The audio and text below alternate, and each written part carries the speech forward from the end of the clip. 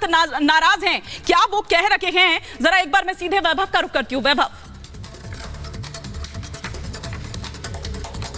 हिमानी, बिल्कुल हम अयोध्या में तमाम साधु संतों के बीच मौजूद हैं और ये राम की पैड़ी है और ये राम की नगरी है। राम की नगरी में लोगों में आक्रोश है, साधु संतों में आक्रोश है। श्री रामचरितमानस के अपमान को लेकर ये बिल्कुल स्पष्ट कर दिया गया है हिमानी की एक शब्द भी बर्दाश्त नहीं किया जाएगा।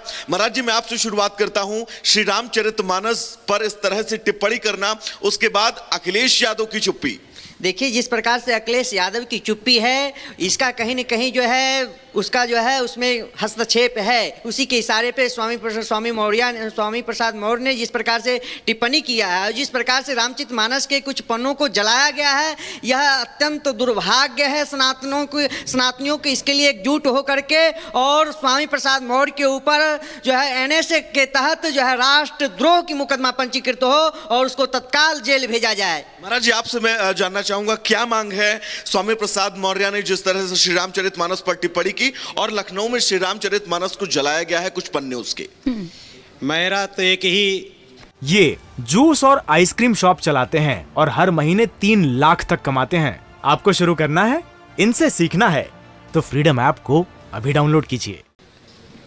भारत सरकार से भी और उत्तर प्रदेश सरकार से और समस्त सनातनावलंबियों से, सभी से एक ही मांग है कि जिस तरह से रामचरितमानस के पन्नों को या रामचरितमानस को जो पन्ने समझ रहे हैं, ऐसे लोगों को जो पन्ना समझने वाले लोग हैं उनको पन्ने की तरह जला दिया जाना चाहिए। आपसे मैं जानना चाहूंगा, क्योंकि पूरे देश में आक्रोश है, सभी सवाल पूछ रहे हैं और ये कह रहे हैं कि हिंदुओं की आस्था, सनातनियों की आस्था और पूरे देश में तमाम ऐसे लोग हैं अन्य धर्मों के भी जो श्री रामचरितमानस में विश्वास रखते हैं, उनके साथ क्या आपको नहीं लगता है कि एक तरह का पक्षपात है, एक तरह का छलावा किया जा रहा है?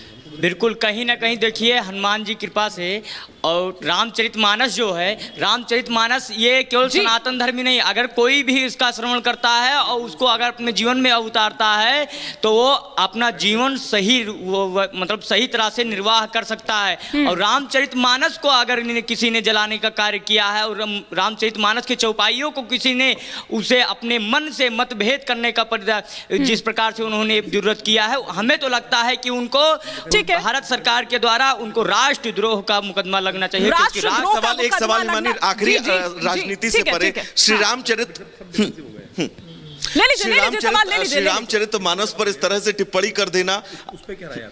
हाँ, रामचरितमानस के ऊपर इस प्रकार से टिप्पणी करना, ऐसा टिप्पणी क्यों न अन्य धर्मों के ऊपर करके। उनका ये कहना है कि कुछ इसमें ऐसी चौपाइयां हैं जिनसे दिक्कत है, पूरी श्री रामचरितमानस से दिक्कत नहीं। देखिए, जो जिस चौपाई के बारे में कह रहे हैं उसके संदर्भ के बारे में उसको पता नहीं कि संदर्भ क्या है और कौन बोल रहे हैं, किस उद्देश्य से बोला जा रहा है। जिस प्रकार से उन्हें ढोल गवार शूद्र पशुनारी ये सब ताड़ना के अधिकारी है या सकल ताड़ना के अधिकारी है, उसके अर्थ को उसको ज्ञान ही नहीं हुआ, अज्ञान है। बिल्कुल, संदर्भ सहित व्याख्या के लिए जो सवाल उठा रहे हैं उनको अयोध्या आना चाहिए और इन साधु संतों से मिलना चाहिए, साधु संतों से मिलना चाहिए। और अभी थोड़ी देर पहले हम यहाँ पर सुन रहे थे कि उन्हीं साधुओं में से एक यहाँ पर NSA लगाने की मांग कर रहे थे। उधर कांग्रेस ने भी यही कहा है। कांग्रेस के आचार्य प्रमोद कृष्णम की अगर हम बात करें तो उनकी ओर से यह कहा गया है कि राष्ट्रद्रोह के तहत दरअसल जो कार्रवाई है नेशनल सिक्योरिटी एक्ट की तरफ, उसके तहत जो है वो कार्रवाई स्वामी प्रसाद मौर्य पर होनी चाहिए। ये जूस और आइसक्रीम शॉप चलाते हैं और हर महीने 3 लाख तक कमाते हैं। आपको शुरू करना है, इनसे सीखना है तो फ्रीडम ऐप को अभी डाउनलोड कीजिए।